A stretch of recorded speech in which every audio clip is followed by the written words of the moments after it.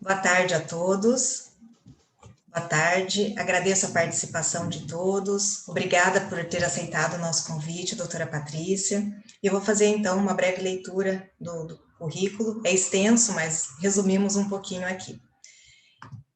A doutora Patrícia Novaes Calmon é advogada, é mestranda em Direito Processual pela Universidade Federal do Espírito Santo, presidente da Comissão da Adoção e do Idoso do IBDFAM Espírito Santo, diretora da Associação Brasileira de Advogados, membro da Comissão Especial de Direito de Família e Sucessões da UAB Espírito Santo, membro da Comissão do Idoso da UAB Espírito Santo, membro da Comissão de Direito Internacional, advogada membro da Sociedade Brasileira de Geriatria e Gerontologia.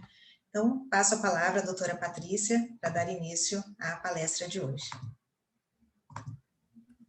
Olá, obrigada pela apresentação, doutora Tatiana, também o doutor Marcelo, fico muito honrada com esse convite, e estou vendo aqui pessoas que realmente eu me sinto muito lisonjeada. Começo aqui pelo doutor Valdir Grisardi, a Poliana, a Daniele Diana Alves, o Ciro, a Elisângela Sócio Ribeiro, Luciano de Freitas. Vamos falar aqui, ó, que mais? Ó, tá vendo a carinha? A Larissa Montavani, Jane, Andréia, a Luciane. Gente, eu fico muito agradecida, muito honrada mesmo pela presença de vocês aqui, principalmente porque a gente está falando hoje, o nosso tema é justamente um tema novo.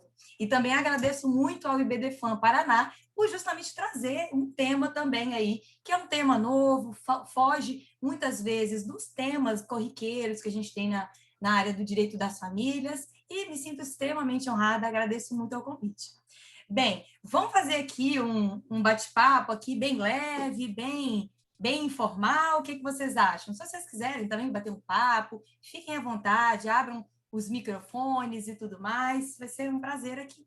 Mas eu já logo adianto, logo de cara, que não existem respostas fechadas, definidas, já pré-estabelecidas sobre esse tema. Porque, de fato, eu já falei, é um tema novo. E como qualquer tema novo, sempre surgem novas questões, novas dúvidas, novos pontos de questionamento. Então, assim, caso acabe surgindo alguma coisa, a gente debate aqui e tenta chegar em algum ponto em comum, né, nesse sentido aí da conexão, também da adoção de idosos e tudo mais. E também muitas vezes, dessa socioafetividade para além da paternidade, né? Porque muitas vezes a gente, como o doutor Marcelo acabou falando, a gente acaba focando os nossos olhos na socioafetividade apenas filial. Mas e a outra, que muitas vezes o projeto de lei da Senexão, que é o projeto de lei 105, acabou trazendo para a gente. Então, assim, já vou logo trazendo aqui alguns pontos, né, para vocês, mas eu quero começar com uma questão específica, que é o seguinte: todos nós sabemos, né, já é corriqueira no nosso estudo, a conexão que existe entre o direito das famílias e, por exemplo, né, no caso, o direito da criança e do adolescente. Muito comum, é uma relação intrínseca e necessária. Mas, muitas vezes, nós nos esquecemos dessa conexão existente também entre o direito das famílias e o direito dos idosos. Muitas vezes, quando a gente acaba pegando o direito dos idosos, a gente só pensa na nossa mente, muitas vezes inconscientemente, em direito previdenciário, em fila de INSS, em sujeitos ultra, mega, extremamente vulneráveis, mas não é essa a perspectiva que a gente tem hoje em dia quando a gente está falando de direito dos idosos. A gente já percebe que muitas conexões existem com o direito das famílias. A gente pode exemplificar aqui a alienação parental inversa, que inclusive a doutora Elisângela, que está aí com a gente, escreve muito bem sobre isso, a questão do abandono afetivo inverso, eu acredito que o doutor Marcelo também escreve sobre isso, enfim, várias conexões. Então, a gente já percebe logo de cara que tem, de fato, muitas conexões, né? De fato, não tem como afastar direito às famílias e direito dos idosos. Só que, nessa perspectiva que a gente tem do direito dos idosos, duas expressões são chave para a gente poder passar aqui o nosso diálogo a partir de então, que é a questão da autonomia da pessoa idosa e a questão do envelhecimento ativo e saudável. Muitas vezes, a autonomia, enfim, o próprio nome já se autodefine, vamos dizer assim, né? Tem um princípio regente, inclusive lá pelos princípios da ONU, dos direitos da pessoa idosa, mas o termo envelhecimento ativo e saudável, as pessoas podem pensar assim, o que é isso? É pegar musculação, estou sendo saudável, correndo? Não, nada a ver. Desculpa a brincadeira, né, falar isso, mas de fato, envelhecimento ativo e saudável é um termo que acabou sendo cunhado até agora, atualmente, pelo nosso ato normativo interno, mas a Convenção Interamericana dos Direitos Humanos da Pessoa Idosa, ela acaba mencionando que envelhecimento ativo e saudável é, de fato, você otimizar, oportunizar, de fato, direitos fundamentais em sua máxima potência. Então, quando a gente está falando de direito dos idosos e essa conexão necessária do direito das famílias, a gente tem que focar os nossos olhos para a autonomia da pessoa idosa e também, necessariamente, envelhecimento ativo e saudável. E nesse ponto da autonomia, é muito bom a gente já mencionar logo de cara que idade não é uma causalidade necessária de incapacidade. Muitas vezes a gente acaba falando isso, né? Vira até clichê falar isso, mas a gente precisa falar e refalar, falar, para ficar isso muito firme na nossa mente. Esse é o cenário do direito dos idosos. Já o cenário do direito das famílias, eu não preciso nem falar, né? Porque a gente já está cansado de saber que hoje em dia as famílias, de fato, são pautadas nas questões de afeto. Nós sabemos disso. Não tem nem o que ficar falando muito, né? Enfim, todos nós sabemos disso. É lugar comum já no nosso direito das famílias. Mas, nesse contexto, muitas vezes, né, a gente acaba analisando que falar em senexão necessariamente também vai ter uma conexão com o direito das famílias. Por quê? Porque se a gente está falando de senexão, a gente está falando de uma possível colocação de uma pessoa idosa em uma família substituta. Mas antes de falar especificamente da senexão, a gente também tem que falar da adoção de idosos, porque a senexão foi como uma questão decorrente da adoção de idosos. Bem, lá em 2019, 3 projetos de lei surgiram para regulamentar a questão da adoção de idosos. Foi o projeto de lei 956, o 5532 e o 5475, isso.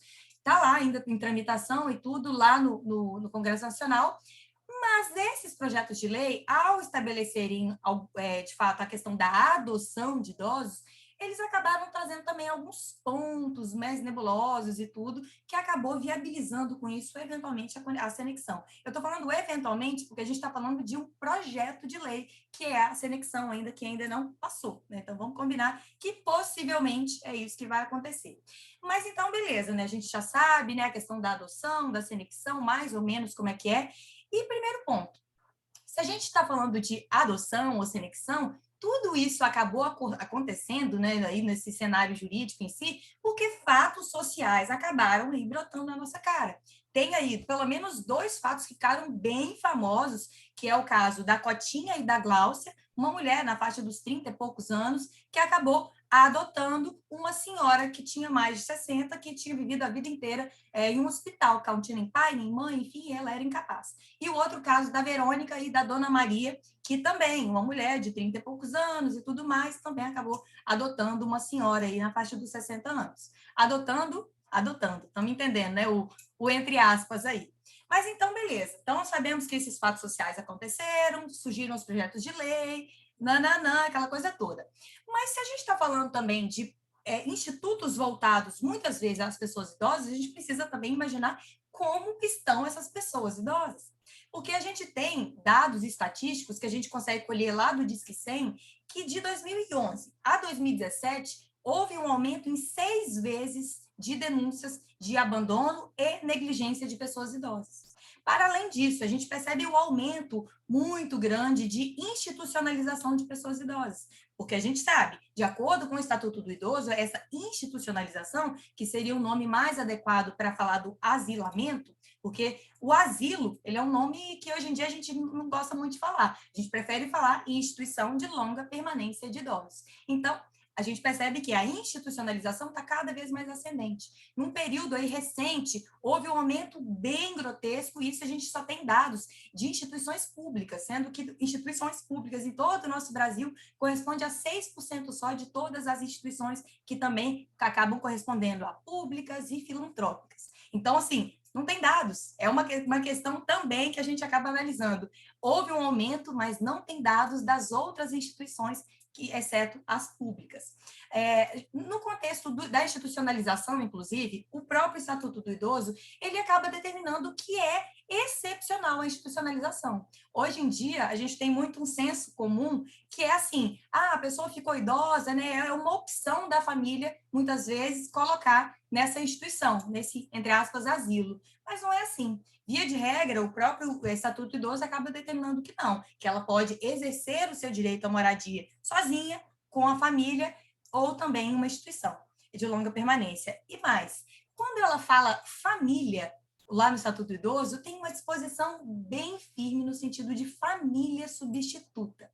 E se eu falei com vocês, até agora há pouco, que a anexão talvez seja uma inclusão de uma pessoa idosa, uma família substituta, a gente já percebe que talvez nesse gancho aí de família substituta lá do Estatuto do Idoso, a gente já consiga, vamos dizer assim, partir o nosso pensamento, né, a partir disso, vamos dizer assim. Enfim, mas, beleza, né? Analisando tudo isso, institucionalização e tal. Outro ponto aqui também que eu quero falar com vocês. Lá nos Estados Unidos, houve um estudo que acabou constatando que 22% dos atuais adultos, eles serão considerados, no futuro, entre aspas, idosos órfãos. Isso significa que seria uma pessoa que não tem uma rede de apoio, que acabe sendo filhos, cônjuge, não tem ninguém. É uma pessoa que não tem uma rede de apoio apta a, de fato, apoiá-la no momento de necessidade, como eventualmente se ela ficar mais idosa ou ainda com comorbidades. 22% dos atuais adultos. Isso faz com que a gente consiga analisar também que, uau, tem aí algo que a gente precisa analisar para o nosso futuro. Porque se 22% dos adultos americanos serão idosos órfãos, não terão filhos, não terão ninguém, isso provavelmente é uma ótica que acaba se aplicando aqui para o Brasil também, porque cada vez mais a gente vê mulheres optando por não ter filhos, ou não casando, ou homens também que não querem se casar, enfim. Toda essa ótica que a gente olha da nossa sociedade atual, isso acaba surtindo algum efeito prático, talvez, nesse futuro aí, que essa pessoa vai ser idosa e não vai ter ninguém. Então, beleza, né? Falamos sobre essa questão aí dos idosos e tudo mais. Desculpa, deixa eu beber um pouquinho de café. E olha para vocês verem como que eu gosto de café. E meu café é grande. Bebam também um cafezinho, tudo. Então, olha, falei com vocês que por que começou a surgir nessa questão da adoção, fatos sociais começaram a brotar por aí, e a gente já logo precisa, então, passar aqui lá para o Código Civil, que acaba estabelecendo que o parentesco é natural ou civil, e ele acaba mencionando conforme resulte de consanguinidade ou outra origem. E nesse outra origem, a gente já logo pega aí o enunciado 103 do CJF, que acaba mencionando que hoje em dia a filiação pode acontecer, né? Pode decorrer de outras formas, como técnica de reprodução assistida, enfim. Então, assim, a gente já sabe que é muito mais amplo, não é no tocante unicamente à questão biológica e tudo mais, enfim, mais um senso comum do direito de família que a gente precisa falar. Mas quando a gente está falando inicialmente, na verdade, da adoção de idosos, da adoção aplicada à pessoa idosa, um ponto era crucial, porque se você chegasse para uma pessoa e falasse assim, o que você acha de adoção de idosos? Já conversei com vários juízes, advogados sobre isso, a pessoa não pode.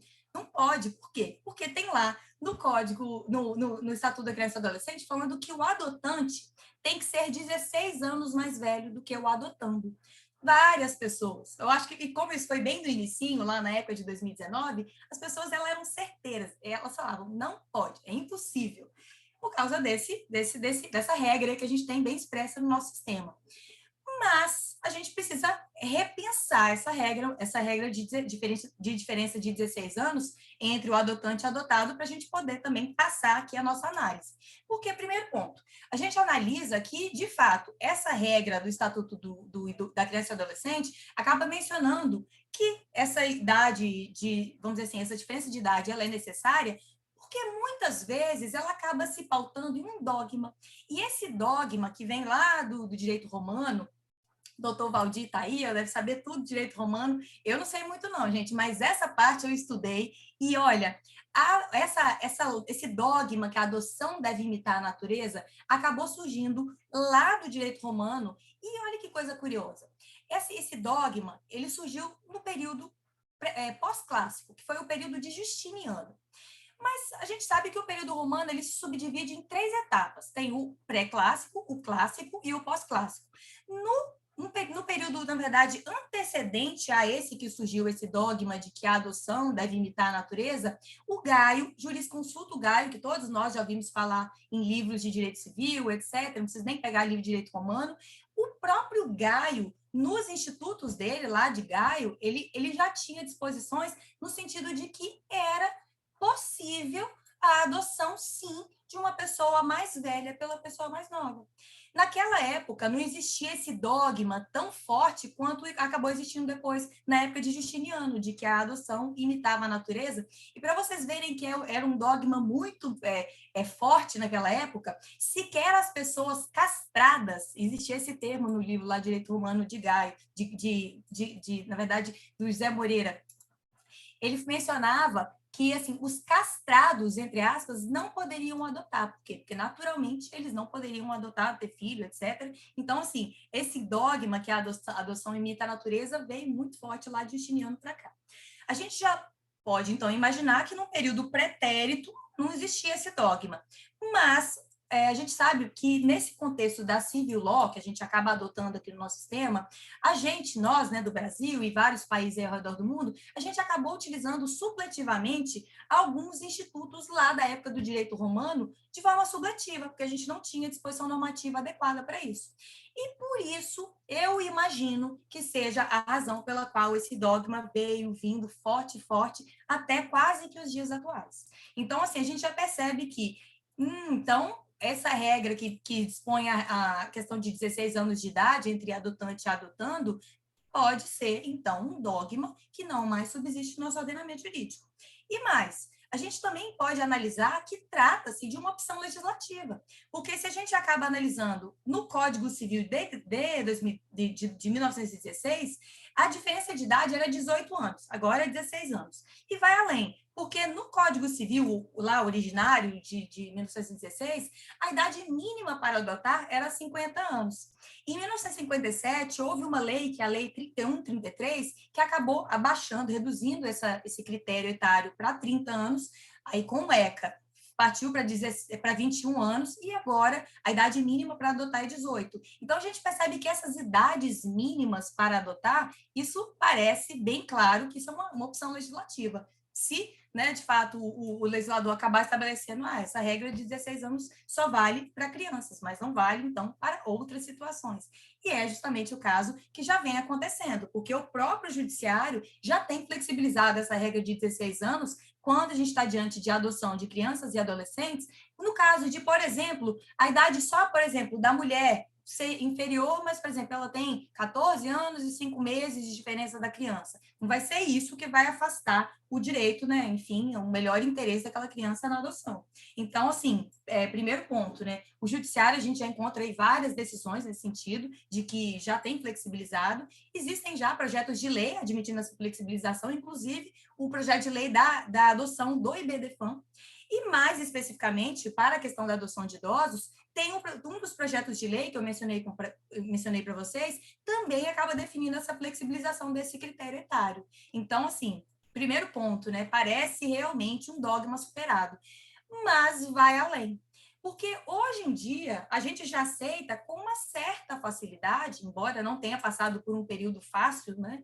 Vamos dizer assim, quando a gente analisa historicamente, a gente já admite, por exemplo, a adoção por casais homoafetivos, a multiparentalidade, de uma maneira muito fácil. E isso, vamos combinar, que uma pessoa, na biologia, ela não pode ter 2 pais ou 2 mães. E na biologia, ela não pode ter 2 pais e 2 mães, por exemplo, ou 3 pais e uma mãe, ou, enfim, qualquer coisa nesse sentido. Então, a gente percebe que parece que, de fato, essa coisa de adoção tem que seguir a natureza, realmente parece que se trata, de fato, de um dogma já superado no nosso ordenamento. Então, passada aqui essa ótica, né, que era o freio inicial de todo mundo, que falava não pode, de jeito nenhum e tudo mais, passada essas premissas, né, que, de fato, enfim, qual problema tem uma pessoa eventualmente mais velha ser adotada pela mais nova, se isso, de fato, garantir os direitos dessa pessoa, qual problema teria, né? Mas, além desse problema dos 16 anos, a gente também encontra um outro problema. Porque se a gente falava, na época lá, de adoção de idosos, a gente está falando também da possibilidade de você incluir aquela pessoa mais velha como filha daquela pessoa mais nova. E esse é um ponto também que a gente fala assim, uau, e agora, né? Qual a titulação que essa pessoa vai entrar nessa família? Porque se já há mais de 30, 40 anos o João Batista Vilela já falava naquele artigo da desbiologização da paternidade, que ser pai ou ser mãe está tanto no fato de gerar quanto na circunstância de amar e servir, me parece que ser filho ou não ser filho não teria tanto problema. Mas o grande ponto é assim, a gente sabe que a gente vive numa sociedade extremamente preconceituosa, muitas vezes, com as pessoas idosas e que estigmatizam, geram estereótipos, etc. E nesse ponto, a gente fica pensando assim, nossa, colocar essa pessoa idosa como filha da outra parece atribuir uma série de características relacionadas ao poder familiar. Tanto que um outro dilema que surgia era, nossa, mas como essa pessoa vai ser adotada? Primeiro, todo mundo falava, apenas por questões patrimoniais, como se, né, de fato, a gente pudesse presumir a má-fé das pessoas, e aí, mesmo que isso vá, enfim, de encontro a questões, né, do próprio direito à garantia convivência familiar, outros direitos, mas falava assim, não, se tem patrimônio, não pode. Então, já analisava isso, né? Coligava com o poder familiar, poder de gerência na vida daquela pessoa, enfim. Existia, eu estou falando com vocês essas questões que existiam, porque hoje em dia parece muito mais sutil. Hoje em dia essas questões não estão mais tão fortes e gritantes quanto estava aí no ano de 2019, quando a gente começou a falar sobre isso. Então, assim, a titulação era um grande problema e ainda acarreta até hoje um tanto, né, um certo problema bem grande, na verdade. Porque, como eu disse, sociedade cheia de estereótipos, preconceitos, etc. E vem também essa noção do poder familiar, que muitas vezes a pessoa acaba coligando a adoção com o poder familiar, o que não faz sentido, né, de fato. Mas o grande ponto é, se a gente falou da autonomia, que a autonomia é um dos pontos primordiais na questão do direito dos idosos, a gente precisa também analisar a não infantilização. Inclusive, nessa convenção que eu falei com vocês, da Convenção Interamericana dos Direitos Humanos da Pessoa Idosa, tem lá uma série de disposições contra a infantilização da pessoa idosa. Essa coisa de falar com vozinha, de coisas como se de fato aquela pessoa idosa fosse criança, hoje em dia deve ser evitada ao máximo. E você, muitas vezes, nomear como filho, diante dessa sociedade cheia de estereótipos negativos, preconceitos e tudo mais, pode ser um tanto quanto ruim. Justamente nesse cenário danado, assim, na verdade, um cenário bem nebuloso, que acabou surgindo esse projeto de lei da anexão. Porque, não sei se vocês perceberam aqui pelo que eu acabei falando, mas uma série de pontos são nebulosos. A pessoa, primeiro, vai adotar só porque quer o patrimônio. Por quê? Porque se a gente está falando de adoção, a gente está falando de adoção como instituto jurídico que acaba acarretando todos os efeitos jurídicos naturais da filiação, inclusive direito sucessório, inclusive todos os direitos. Não tem como a gente distinguir. É adoção, é adoção. Então, assim, diante de todo esse cenário, né, essa questão nebulosa que acabou surgindo, o pessoal falando não pode, adoção e tudo, surge essa anexão. Bem, o projeto de lei 105, lá na justificativa, ele acaba mencionando que essa palavra senexão, ela seria derivada de uma raiz latina, do senex, que seria idoso, e ão, que seria pertencimento, como aldeia, aldeião, cidade, cidadão. Enfim, seria a junção dessa palavra. E como a gente sabe, né, assim, muitas vezes o direito, ele é fruto da cultura, e a cultura também, por sua vez, é fruto da linguagem. E o próprio projeto de lei, lá na justificativa, acaba mencionando assim, como se trata de fenômeno novo no direito, nada mais correto do que o legislador criar um novo instituto com o seu próprio nome. Aí criou senexão, nesse caso. Quando eu peguei esse projeto de lei, eu fiquei assim, primeiro espantada, eu falei, nossa, que nome estranho, né? Muitas vezes as pessoas, elas podem ficar achando um pouco isso assim, no primeiro momento e tudo mais, mas acaba que veio veio muito bem a calhar, justamente por trocar o nome, direito à linguagem. Então, a própria nomenclatura da Senexão, ela acaba desatrelando, muitas vezes, aquele problema que se tinha de coligar com o poder familiar. Não sei se é a opinião de vocês. Depois vocês podem me falar também. Mas eu acabei de falar aqui que na justificativa lá do projeto de lei, o próprio legislador projetado, ele acabou mencionando assim, como se trata de fenômeno novo no direito, tudo bem, é novo para agora, para esse momento atual que a gente vive. Mas eu não falei com vocês de Gaio, lá no período clássico romano, se para ele já cogitava essa possibilidade, que novo é esse? E mais, será que a sociedade ela não vive, de fato, movimentos circulares ou para cima, né? Como é que é o nome, gente? Elipse, como é que é? Que depois vocês me corrigem aí. Mas, de todo modo, não seria? É um questionamento aqui que eu quero falar com vocês, porque, bem, a sociedade é assim, né? Algo que já deve ter existido há um tempo, volta a ter uma certa funcionalidade, como agora pode ter uma boa funcionalidade, principalmente que a gente já sabe que já existem pelo menos 2 casos aí, né, que seria dessa senexão e tudo mais. Mas o que de fato seria essa senexão?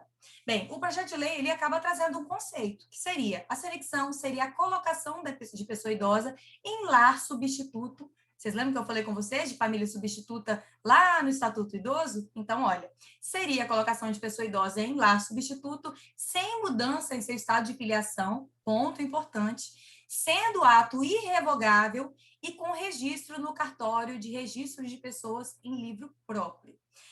E em 3 passagens dessa lei, deixa eu ver aqui, até pegar aqui direitinho, em 3 passagens existe a possibilidade de você incluir aquela pessoa em lar substituto, sendo como se fosse, de fato, um parente socioafetivo. Aí justamente entra aqui o nosso tema também, né, que é a socioafetividade para além da filial. E nesse ponto, né, é bom a gente já logo mencionar, então, beleza, o projeto de lei da senexão, ele tem sim a ver com o da adoção, tanto que ele foi apensado aqueles projetos de lei que eu mencionei com vocês, o 105 está pensado a eles, então tem a ver, mas, de fato, a senexão e a adoção, de acordo com esse projeto de lei, ele não se confunde, são institutos que não se confundem.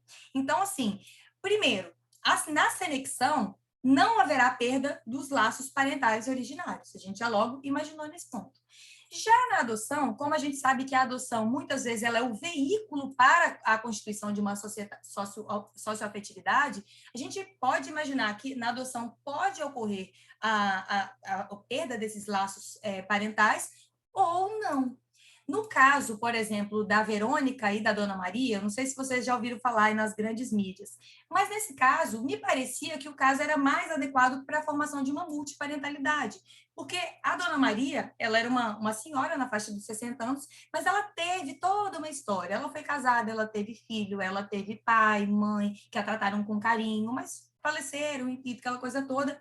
E eu acredito que até mesmo quando a gente fala da adoção de idosos, muitas vezes a adoção, né, com essa ruptura aí dos laços pré-existentes, originários, nesse caso de adoção de idosos, não me parece o mais adequado, porque me parece que a preservação dessa ancestralidade, desse histórico que essa pessoa tem é fundamental. Porque imagina você chegar lá com 70, 80 anos de idade e de repente você ter uma ruptura registral muitas vezes. Você deixa de ter aquele pai e agora tem outro.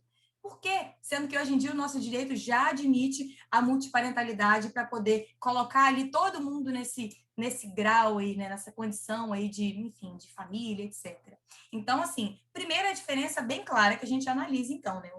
Não vai ter, na senexão não tem, de acordo até mesmo com o projeto de lei, deixa eu até pegar aqui o projeto de lei, não tem essa ruptura, né, de forma alguma.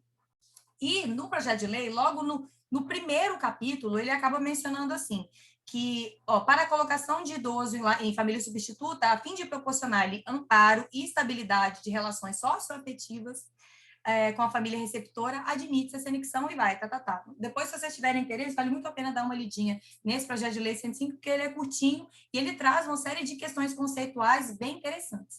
Então, vamos falar assim, para esse projeto de lei 105, tem alguns personagens, que é o senectado, que seria como se fosse o adotado, e o senector, que seria como se fosse o adotante. né, que seria a pessoa receptora. A questão do conceito, a gente já falou.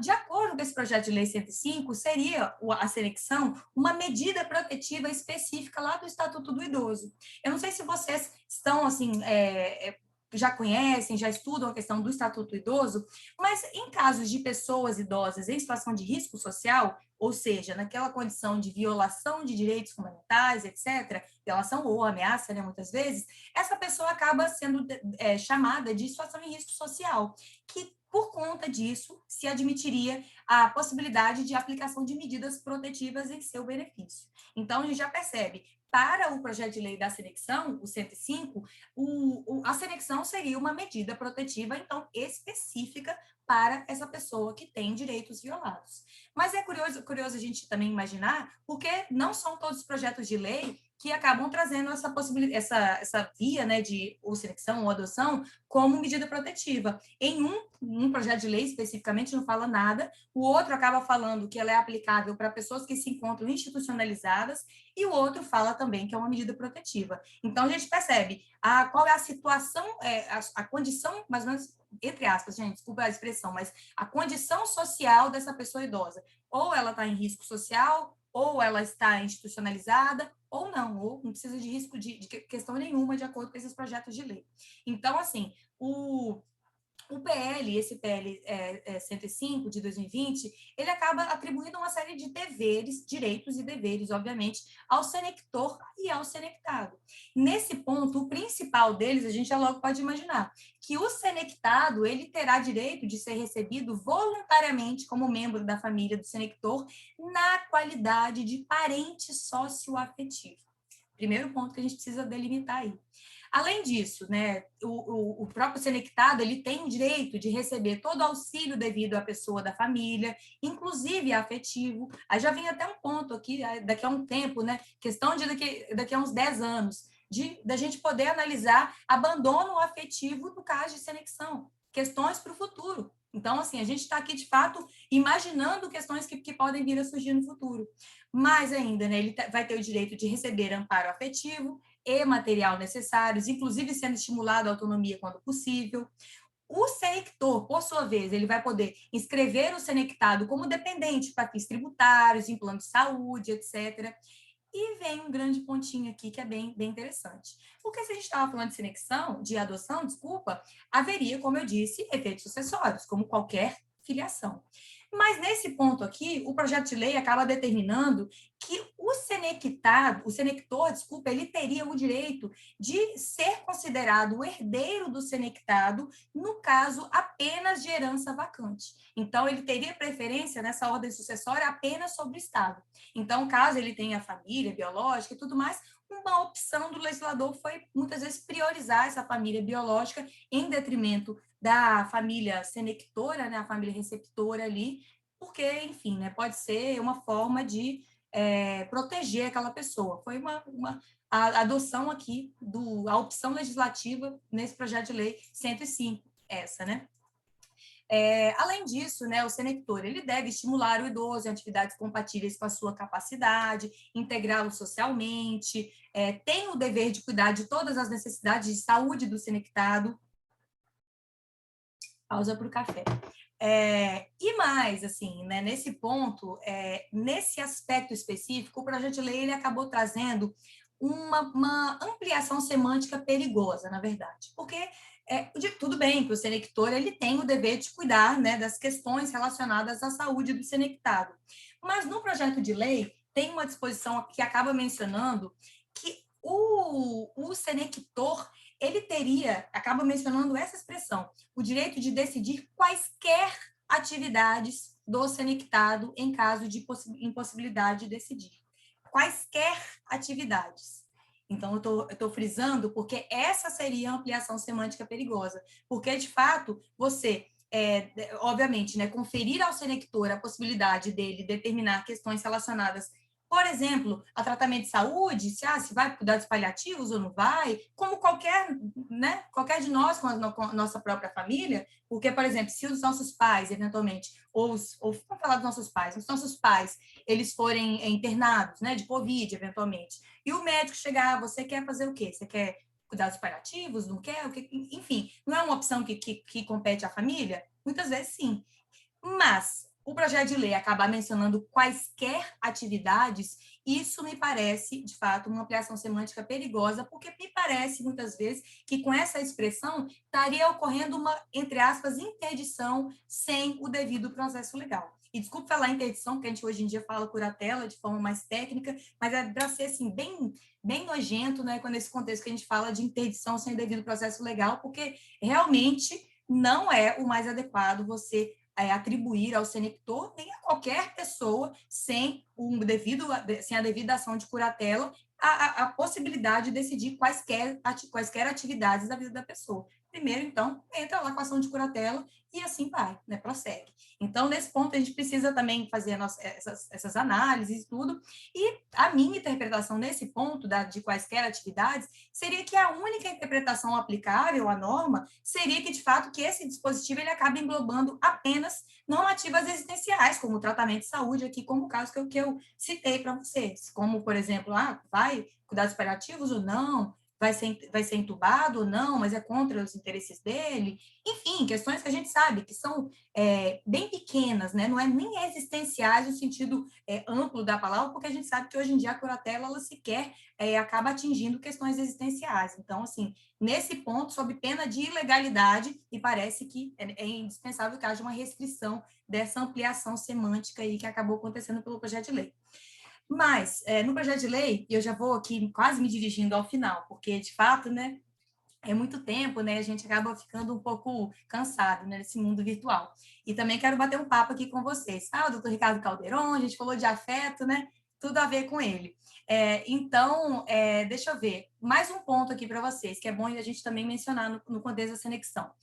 No caso de falecimento do senector, o próprio projeto de lei menciona que basta que apenas um dos familiares ali daquele senector acabe assumindo a posição de senector. Então, a gente já percebe que como que é interessante que, de fato, parece que há uma inclusão daquela pessoa, daquela família substituta. Não sei se é a opinião de vocês, então vocês podem também me falar. A gente falou, né, então, nesse contexto todo, que não existirá mudança de estado de filiação, e isso acaba sugerindo que haverá formação de laços socioafetivos. Sugere de uma forma muito explícita, na verdade, esse projeto de lei, né? E mais, entre o senector e o senectado, vai de fato incidir os impedimentos legais relativos ao parentesco em linha reta de primeiro grau, estendendo os demais graus às respectivas famílias, inclusive nesse tocante aí do senector, né, enfim, que acabe assumindo isso no caso de falecimento do senector originário. Bem, falamos aqui a beça e tudo, né? Primeiro ponto, como se operacionaliza essa questão da senecção de acordo com o projeto de lei? Primeiro ponto, né? O projeto de lei, ele exige, da mesma forma que a adoção, da judicialização desse procedimento. Só que, diferentemente da adoção, aqui o procedimento estabelecido pelo PL 105, ele é bem enxutinho. Ele acaba mencionando que, de fato, acaba sendo uma competência do juízo, aí tem essa expressão, dotado de competência para a tramitação e julgamento de demandas envolvendo idosos, ou seja, se algum lugar tiver vara do idoso, que a gente sabe que não tem em muitos lugares, né, já uma vara do idoso estabelecida, se não a vara do idoso, a que tiver a competência para a vara do idoso. Aqui no meu estado é uma vara civil residual, então, que pena que não é da família, mas eu tentaria com certeza numa vara de família uma situação dessa. Então, mas tudo bem, né, esse é a questão do projeto de lei. A gente também precisa mencionar que é indispensável que haja o consentimento ou do senectado ou do curador, e sendo ele casado também do seu cônjuge, então é fundamental essa questão. Nos projetos de lei, né, vamos fazer até uma menção. Eu falei com você sobre a questão da condição social, né, muitas vezes a condição de risco social ou não existente no caso, né, essa é uma diferença bem forte entre os projetos de lei, mas firmando, né, que no caso da senecção seria uma medida protetiva, então essa pessoa de fato teria que estar sob a influência, né, de fato de violação de direitos, etc., essa questão toda. Na questão das perspectivas processuais, eu falei com vocês também que tanto a adoção quanto a senecção demandam uma ação judicial. No contexto da senecção também é indispensável um acompanhamento multidisciplinar, de acordo com o projeto de lei 105, e no caso da adoção de idosos, né, quando a gente falava dos projetos da adoção de idosos, a gente sabia que seria o mesmo procedimento de um processo de adoção, né, com sentença constitutiva, as regras aplicadas lá do Estatuto da Criança e do Adolescente de forma subsidiária, e no caso também da própria adoção, existem uma série de requisitos subjetivos e objetivos a serem preenchidos. Mas aqui, o que mais importa para a gente é, de fato, acarretar reais vantagens à pessoa que está sendo senectada ou adotada, né, nesse caso aqui. Mas então, beleza, né, o procedimento da senecção é um pouco mais facilitado do que no caso da adoção de idosos, né, nesse contexto, e também um grande ponto aqui de diferença, né, que a gente já percebeu, então, que na adoção a pessoa seria filho, né, de fato, e na senecção seria um parente socioafetivo. Em um artigo publicado lá no IBDFAM, eu acabei mencionando quando a gente só estudava a adoção, nem existia projeto de lei da anexão. Eu acabei sugerindo a possibilidade de existir a possibilidade de inclusão de uma pessoa como membro atípico da família, em vez dessa nomenclatura, que é forte muitas vezes, né, quando a gente está falando de pessoa idosa, de filho. E justamente foi nesse ponto, parece, que o projeto de lei da anexão acabou trazendo, porque para o projeto de lei da anexão, me parece que existe uma socioafetividade para além da paternidade. A gente poderia falar, então, que existe uma socioafetividade pautada, desculpa, gente, no parentesco e não na paternidade. Mas eu quero contar para vocês aqui um ponto, assim, curioso, porque quando eu peguei esse projeto de lei pela primeira vez, vocês não têm, assim, a noção, assim, da forma que eu fiquei impactada. Porque a gente sabe que, muitas vezes, né, o legislador ele tem capacidade de criar novos institutos, mas ele não pode criar institutos indo de encontro com institutos já criados e já, enfim, tradicionais no nosso sistema. E quando a gente estuda socioafetividade, esse termo, ele já é coligado necessariamente à questão da filiação. E como que a gente acaba pegando um projeto de lei e analisa que tem expressões relacionadas à socioafetividade, mas fala que não tem filiação? Eu fiquei pensando, ou o legislador projetado, ele realmente não sabe o que ele está falando, ele está confundindo tudo, ou então esse legislador projetado, ele acabou trazendo algo que vai muito além de mera colocação, muitas vezes, da pessoa idosa em uma família substituta, porque seria de uma ampliação semântica do contexto da socioafetividade, não só para questões filiais, mas também para questões voltadas a parentesco. Então, assim, nesse ponto, a gente percebe, né, duas foram as interpretações. Uma eu fiquei horrorizada, falei, o que está acontecendo, né? De fato, esse legislador não sabe o que está falando, mas depois eu olhei e falei assim, uau, que bacana isso. Eu não sei se vocês acabam imaginando dessa forma. Mas, então, assim, nesse ponto, né, a gente já, então, precisa analisar. A senexão seria, sim, uma modalidade, né, de inclusão de uma pessoa numa família substituta, incluindo como parente socioafetivo, muito bacana, é extremamente legal isso, né? E lá dentro, muitas vezes, dessa família, a pessoa poderia ter ali a nomenclatura que ela quiser. Cada família acaba arrumando um arranjo, porque, como a gente acabou mencionando, né, titulações ainda estão pautadas naquele dogma lá de que a adoção deve seguir a natureza ou a filiação deve seguir a natureza. Então, nesse ponto, cada família ali, né, muitas vezes pode orientar. Vai ser meu avô, pode isso, aquilo, porque eu não gostaria, mais uma vez, se a gente está falando de uma socioafetividade para além de aspectos filiais, eu não gostaria, mais uma vez, de encaixotar isso como, por exemplo, o avô. E, com muito respeito, assim, eu sou extremamente fã do Dr. Jones Figueiredo Alves, assim, ele, para mim, é assim, meu ídolo total. E ele acabou, numa revista do IBDFAM, mencionando que a seleção seria a socioafetividade avoenga. E, assim, com o máximo respeito, quem sou eu na minha vida para discordar de Dr. Jones? Mas, assim, eu acredito que, na verdade, seria o mais adequado a gente deixar essa caixa aberta. Membro atípico da família, ali dentro daquela família, dentro daquela ótica, se quer ser tio, se quer ser vô, se quer ser primo, se quer ser qualquer coisa, ou se também só quiser ser família, ponto, eu acho que é aí que talvez esteja a grande beleza dos nossos tempos. Então, assim, nesse ponto, né, quero finalizar com vocês, e mais, finalizar com uma constatação aqui, porque, de acordo com a Convenção Interamericana dos Direitos Humanos da Pessoa Idosa, o termo velhice é uma construção social da última etapa da vida. Esse é o conceito que está lá disposto na Convenção.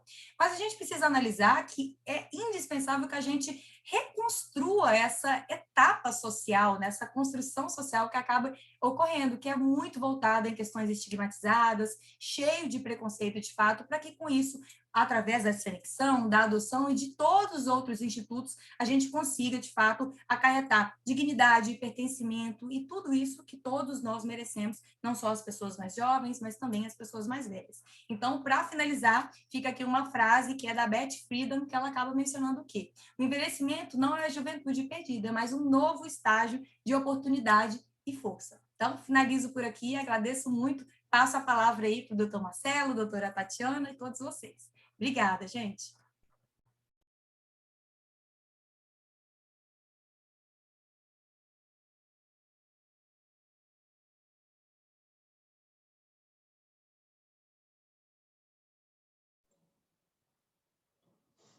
Tatiana, a presidência é sua, mas se me permite roubar rapidamente.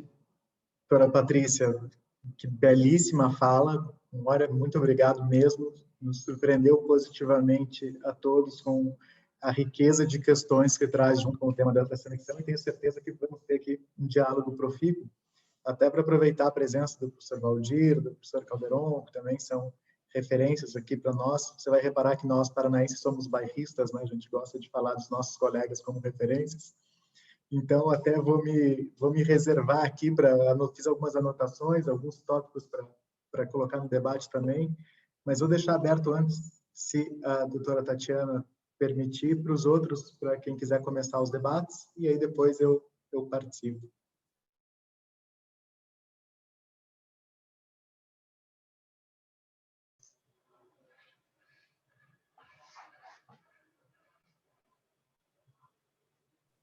Só falar, gente, não precisa de autorização, levantar o dedo aí, Caldeirão. Tudo bom, tudo bom. Professor Guizar, por favor, vamos lá. Vamos lá. Primeiro os mais velhos, né? O candidato a ser selectado, né? Não, que isso. Estou curioso para lhe ouvir aqui, professor Guizar, suas impressões desse projeto novo, então. Coisa nova. Bom, Patrícia, muito gostosa a sua fala, foi muito gostosa, muito importante, né? Uma análise ampla desse novo tema que está já começando a desafiar a gente, né? Eu não faria, Tatiana, uma ligação entre adoção e selekção. Eu teria como institutos distintos, diferentes, né? Cada qual com os seus sujeitos, cada qual com os seus direitos, as suas obrigações e os seus requisitos de constituição, né? Então, por exemplo, aquela fala da diferença etária de 16 anos entre o adotante e o adotado, é porque o sujeito com 16 anos já pode até fazer testamento, então ele teria uma ascendência, né, temporal sobre o adotado. Na selekção, esse requisito pode não existir, né? Não há diferença de idade. Então, é outro instituto, é uma coisa nova, e certamente terão requisitos novos. Então, eu desvincularia um instituto do outro instituto, né? A diferença de idade está no Estatuto de Criança e Adolescente. E no Estatuto da Selekção não teria esse requisito, né? Então, deixa eu ver uma outra coisa, que você gostaria de ouvir você, talvez o Calderon possa nos ajudar também, a respeito. Como é que fica a curatela? Como é que fica a tomada de decisão apoiada, né? Na medida em que o selector tem aquela série de direitos e de deveres, né, que estão aí no projeto 105. Como é que fica? Nós acabamos com a curatela, elas podem estar presentes ao mesmo tempo, um curador e um selector, né? Como que ficaria esse embate aí? E nós eliminaríamos a tomada de decisão apoiada que o Senectado pode adotar também, né? É outra questão que ficaria aí para um debate. E uma questão bastante séria mesmo é essa expressão, esse comentário final que você fez sobre a expressão qualquer, né? Qualquer, né? Seja no plano existencial e seja no plano patrimonial, essa posição de Senectado, né? Atribuiria ou imporia uma captis diminutio ao Senectado. Então, essas duas questões é que eu gostaria que você fizesse alguma consideração. A questão relativa a como fica a curatela e a tomada de decisão apoiada, e essa questão da amplitude dos direitos do selector em relação às circunstâncias existenciais e patrimoniais. Obrigado e parabéns pela fala, foi muito gostosa, muito proveitosa mesmo. Obrigado.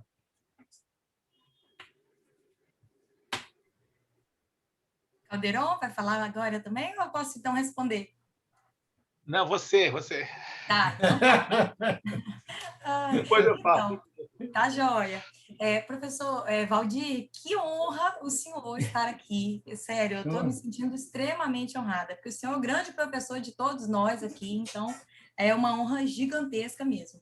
Em relação à questão da desvinculação da adoção, da senecção, fundamental a colocação do senhor, perfeita, não tenho o que dizer mais. O grande ponto, né, que eu acabo sempre atrelando a adoção com a senecção, porque ela foi uma derivação, até mesmo pelo projeto de lei, que o projeto de lei, na própria justificativa, ele acaba mencionando, ele fala assim, há algum tempo vem surgindo na sociedade casos que se convencionou a chamar de adoção de idosos, não obstante a imprecisão técnica do termo, e aí passa a seguir. Então, assim, me parece que, de fato, foi um arranjo legislativo, né, do legislador projetado para que essa, entre aspas, a adoção de idosos conseguisse surtir efeitos, né, de fato, que na verdade nada mais seria do que, pelo que eu percebo, de uma socioafetividade para além da filiação. Então, assim, esse parece ser o foco principal. Então, de fato, desvincular completamente, concordo muito com o senhor, e é essencial a gente mencionar também, né, que as diferenças devem ser pontuadas. E eu tentei trazer aqui algumas diferenças entre uma coisa, entre um instituto e outro, porque às vezes a pessoa acha que é a mesma coisa, e realmente não é a mesma coisa, são institutos diferentes, e diferentes demais ainda. Porque se um acarreta filiação, no sentido próprio da palavra, o outro não tem nada de filiação, é outra coisa, uma coisa inventada agora. Então, assim, perfeita a sua colocação nesse ponto. O senhor falou também da curatela e da tomada de decisão apoiada.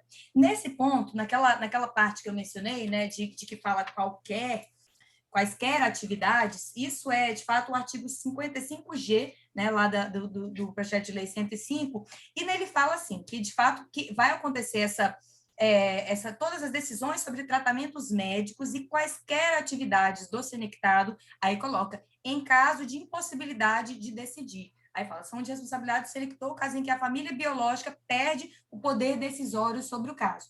Nesse caso aqui, me parece, de fato, né, eu coloquei aqui, eu não daria nem para mostrar, mas eu coloquei assim, nas minhas anotações que substitui a curatela. Esse foi meu questionamento quando eu coloquei aqui, tá até aqui no meu papel, porque de fato dá a entender, né, de fato que é isso, né, que de fato só a pessoa que é o curador que teria a possibilidade enfim, de decidir questões relacionadas à vida de outra pessoa que está incapacitada de decidir.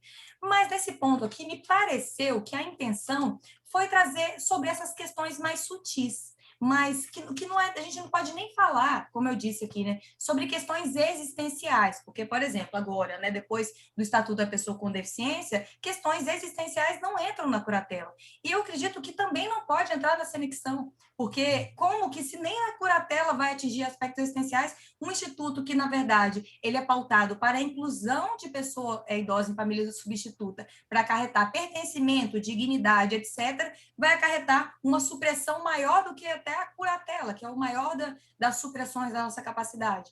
Então, assim, nesse ponto, né, me pareceu que esse dispositivo, que é super criticável, né, totalmente criticável, me parece que ele é muito mais nessas questões sutis mesmo, muito tipo assim, a pessoa realmente foi atropelada agora, e ela está em coma hoje, né? E aí, vai para o hospital A ou B? Coisas mais sutis, mas sendo permanente, né, de fato, ela tendo uma impossibilidade de decidir, de exprimir a sua vontade de maneira permanente, ou até mesmo temporária, mas um temporária que se estenda um pouquinho mais, é fundamental, na minha opinião, a curatela, uma ação de curatela. E eu acredito que são coisas completamente distintas. O Instituto da Senecção, como eu disse, ele é uma figura voltada a isso, inclusão em família substituta, pertencimento, dignidade à palavra. Nada de inclusão, de questão daquela pessoa decidir por outra, perda de autonomia, enfim, não tem isso. E no tocante da tomada de decisão apoiada, na minha opinião, nada impediria do próprio senector ser também um apoiador. Então, assim, da pessoa senectada, né? Porque pode ser que ela tenha uma confiança naquela pessoa e tudo, né? E a gente sabe que muitas vezes a tomada de decisão apoiada, embora ela esteja inserida dentro das teorias das incapacidades, ela não é necessariamente para uma pessoa incapaz, porque é a própria pessoa incapaz que vai tomar as decisões da sua vida, só que apoiada por uma outra. Né? Muitas vezes uma terceira pessoa pode exigir que o apoiador assine junto, mas isso significa que, então, embora a tomada de decisão apoiada seja um instituto aí que está dentro das grandes figuras da teoria das incapacidades atualmente, não é necessariamente para uma pessoa incapaz. Então, assim, eu não imagino, eu não vejo incongruência do próprio senector ser eventualmente o curador ou também ser o apoiador. Mas são institutos completamente diferentes, né? Não tem o que dizer.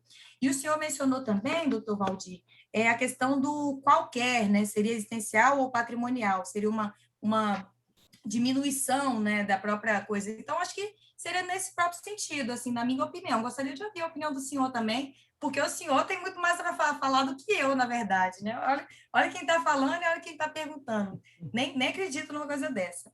Mas, de todo modo, não me parece, então, que nesse sentido, esse qualquer seja, de fato, essa ampliação que a gente pode imaginar ao ler. Eu acho que esse dispositivo, eu tenho minhas dúvidas se ele passaria nesse contexto, porque já tem aí, né, uma doutrina, talvez, né, que vai ser construída aí, até para o doutor Valdir, Ricardo, Marcela, Tatiana, todos aí, que seria, eu acredito, plenamente contra uma coisa dessa, que parece realmente tende a supor que vai substituir a curatela, mas não é bem assim, né?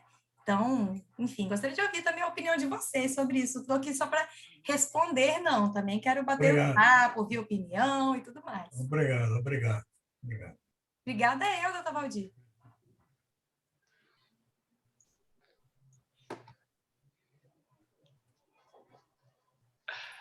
Olá, pessoal, tudo bom? Se ninguém tiver uma pergunta, eu vou fazer aqui algumas considerações. Primeiro, quero aqui parabenizar a Patrícia pela brilhante fala, tema super interessante, obrigado por nos chamar a atenção disso. Eu confesso que não conhecia a fundo esse projeto aqui, na minha ignorância, eu não conhecia, então nunca estudei ele a fundo, estou me inteirando agora, está aberto aqui na tela do lado, estou tentando aqui pescar alguma coisa para me entender dele, então obrigado por ter explicado para a gente, ter chamado a atenção num tema super interessante e uma questão do futuro, né? Super boa, porque os idosos, a preocupação dos idosos é um tema do futuro e efetivamente é uma das primeiras ideias aí, acho que merece total atenção e consideração de todos nós aí. Então, parabéns por ter nos chamado a atenção e ter feito uma fala tão brilhante, tão cativante e fácil aqui, que estou vendo que você simplificou, o projeto é meio quadrado e você simplificou muito para a gente. Também parabenizar o professor Marcelo Berger e a professora Tatiana, de Foz do Iguaçu, por ter feito esse evento. Obrigado aqui por nos proporcionar momentos gostosos durante o nosso lockdown. Aqui estou em casa, aqui isolado, enfim. Então, essas janelas de oportunidades, obrigado aí pelo pessoal que está trabalhando. Cumprimento todos os colegas aqui, né, professor Valdir Grisar, professor Valdir, beijo, alegria lhe ver, professor Valdir, à distância, mas seguimos juntos aqui, sempre muito bom lhe ver e aprendendo com o senhor aí também, com as suas perguntas interessantíssimas. Bom, aqui, Patrícia, basicamente teria alguns comentários só, não sei nem se são perguntas, vou só trazer algumas preocupações minhas, você vê se você quer comentar alguma coisa ou não, porque, como eu te disse, eu não estou nem preparado para fazer uma pergunta tecnicamente correta, porque eu estou inteirando agora, então tenho grande chance de falar bobagem aqui, mas vou só compartilhar aqui contigo, porque eu sei que a gente tem essa curiosidade acadêmica quando está estudando um tema e quer saber como que ele repercute, as minhas impressões, assim, para você ver se alguma faz sentido ou não, e até para a gente voltar a conversar com isso com mais tempo e tudo, me comprometo a estudar mais a fundo o projeto. Primeiro ponto aqui, pegando um gancho na lição do professor Grisar ali, eu acho que é uma das questões centrais, seria desvincular efetivamente essa proposta de seleção de adoção. Eu acho que a gente misturar isso e avançar essa mistura tem grande chance de a gente dar errado e se bater cabeça em vários pontos ali, que não vale a pena de destacar aqui. Então, acho que, ainda que tenha alguma inspiração originária, a partir de agora do projeto, na sua efetivação e concretização, ter acordo sobre as áreas, a gente tem que desatrelar para não ter problema. São institutos diferentes e, né, critérios, requisitos, balizas e questões diferentes. Embora tenha uma sócio-afetividade ali, que pode ser um dos pontos em comum em alguns momentos da adoção, e outros não, mas, enfim, são diferentes. Então, acho que é interessante. Aqui fica eu jogo uma pergunta aqui para o senhor Marcelo. Pergunta não, só um comentário para o senhor Marcelo Birger. Não sei se você também acompanha isso, Patrícia. O senhor Marcelo Birger estudou em Portugal, a FIO lá, e lá eles têm a figura do apadrinhamento civil, o senhor Grisar também conhece, etc. Né? O Marcelo até depois pode falar disso para a gente, que melhor. Me parece que aqui, salvo o melhor juízo também aí do senhor Marcelo Birger, que posso falar besteira também sobre apadrinhamento, mas esse sistema de eu manter um certo vínculo afetivo e manter um suporte afetivo e patrimonial para uma pessoa que está precisando e que efetivamente, né, mereceria, parece que lembra muito mais o apadrinhamento civil de Portugal do que a adoção aqui nossa.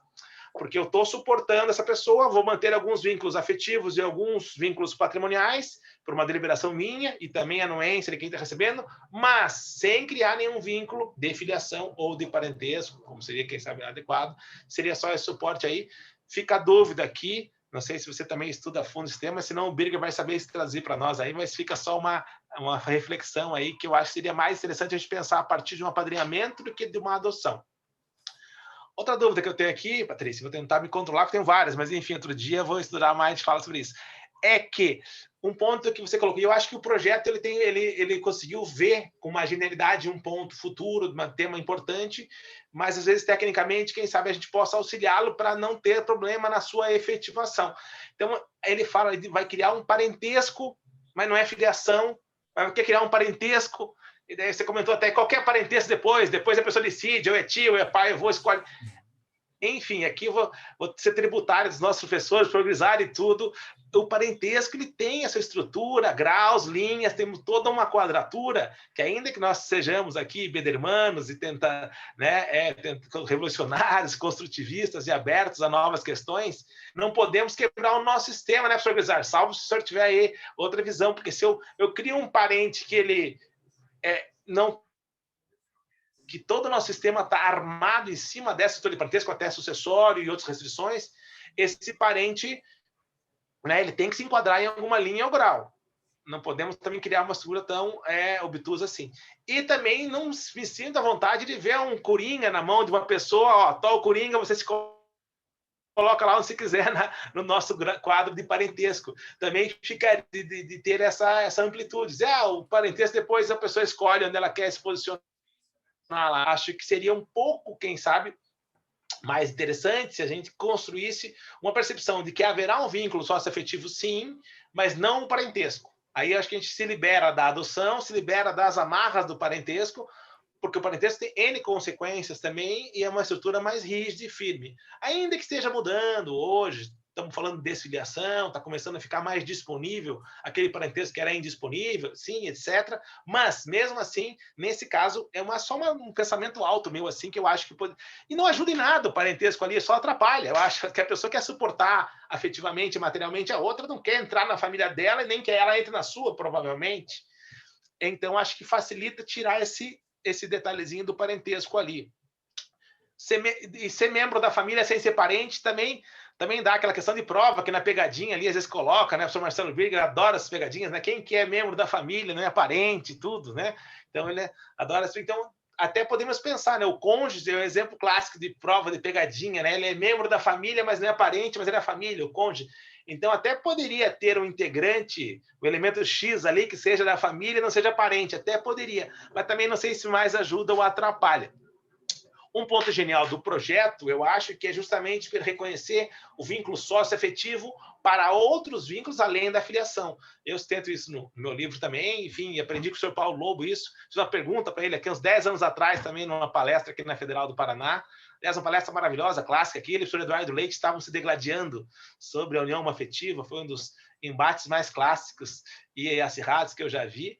E o professor Paulo Lobo me esclareceu isso, que seria possível, sim, a socioafetividade gerar outras espécies de vínculo, que além da filiação, etc. Então, efetivamente, o projeto tem essa sagacidade, essa percepção, uma sensibilidade muito boa de perceber isso, que o vínculo socioafetivo pode gerar outros vínculos que além da filiação e até além do parentesco em si. Em resumo, para mim, essa seria uma grande avanço do projeto. A socioafetividade pode gerar o parentesco, mas não precisa, pode não gerar. Eu posso ter outros vínculos socioafetivos sem gerar o parentesco. E se ela permitisse ali um vínculo socioafetivo sem gerar o parentesco, eu acho que seria melhor. Mas quero te ouvir, que você que é especialista, né? Eu acho que seria melhor, a gente teria mais ganho de causa e facilidade na implementação no sistema se não colocássemos parentesco e nem necessariamente da família, mantivéssemos um vínculo socioafetivo com um manto mais leve, similar ao apadrinhamento. Essa seria a minha pergunta para você. Se eu estou muito errado, você me corrija, ou se, quem sabe, eu acho que a gente tira alguns problemas do projeto e não coloca mais. Até porque lá na frente o projeto fala, será parentesco, mas não terá herança. Daí tem que mudar todo o regime sucessório também, né, professor Grisar? Daí nós vamos estar mexendo em tudo, nós vamos criar um monstrengo tão grande que é capaz de não ser aprovado ou trazer mais problemas. Então, porque a herança está atrelada a todo o nosso sistema de parentesco. Como é que eu vou dizer, não, aqui eu tenho uma herança sui generis, que não é parente, mas não herda. Mas ele diz que não herda, mas lá na frente, no projeto, no artigo 55.3, ele diz, se for o caso de herança vacante, ele herda. Assim, impunemente, ele fala isso. Quer dizer, então ele não é herdeiro, mas antes do Estado, ele belisca a herança, ele é herdeiro sui generis. A sucessão também tem todas as suas amarras, né, professor Grisário? É toda formal, tem categorias e tudo, e não sei se daria para mexer assim e ficar brincando com a sucessão desse jeito. Não, ele nunca herda, mas antes do Estado dá para ele, é mais justo e tal. Tenho medo também disso, mas não sei se você concorda ou não. Eu deixaria de fora essas questões sucessórias, pensaria em mudar, tá? Ou se você acha que enriquece também. Seria uma segunda questão para lançar o ar aí, igual eu te falei, né? E, enfim, aí tem mais questões ali, o senhor Grisário já falou de acumular com a questão da curatela e da tomada de decisão apoiada. Eu acho que sim. Acho que o próprio projeto, no artigo 55, parágrafo 1º, ele fala ali, né? É possível ouvir, se for do interesse, né, do idoso e também do seu curador ou guardião. Então, ele já dá a entender nas entrelinhas, senhor Grisário, aqui, numa leitura apressada que eu fiz aqui, que ele é compatível com o sistema da curatela, inclusive do guardião. Então, ele já tem nas entrelinhas. Seria só dar algum arremate melhor do restante do projeto, porque eu concordo contigo que ele tem que ser compatível com a curatela e com a tomada de decisão apoiada, que são institutos que não podem efetivamente ser aqui. Finalmente, uma última questão aqui, que fui na dúvida também, ele diz, transmite aos herdeiros do senector os deveres dele. Também achei demasiado, né? Digamos, se meu pai fez isso com um colega dele, que ajudava lá, um amigo idoso dele, etc.